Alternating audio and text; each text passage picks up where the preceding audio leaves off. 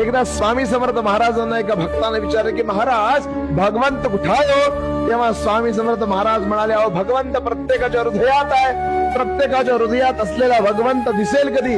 महाराज म्हणाले, अहो लक्षात घ्या, प्रत्येक माणसाच्या हृदयामध्ये भगवंत आहे. फक्त प्रॉब्लेम एवढाच आहे की त्या भगवंताला मोठं बंद दार आहे आणि त्या दारावर एक भलं मोठं कुलूप आहे आणि त्या कुलपाचं नाव म्हणजे षड्रिपू आहे. मद मत्सर माया लोभ यामध्ये अडकल्यामुळे त्या कुलपाची किल्ली आपल्या हाती गवसत नाही. लक्षात घ्या. स्वामी समर्थ महाराजांना विचारलं, महाराज मग याची किल्ली कधी मिळेल?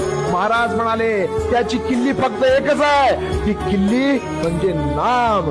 ती किल्ली म्हणजे नामस्मरण. ती किल्ली म्हणजे भगवंताला आळवणं. ती किल्ली ज्याच्या हातात सापडली त्याला षड्रिपू आपोआप फुटतात. ती दारं आपोआप फुटतात. ती कुलप आपोआप फुटून भगवंताच्या चरणापर्यंत जाण्याचा मार्ग सुकर होतो. मार्ग सुकर होतो. श्री स्वामी समर्थ.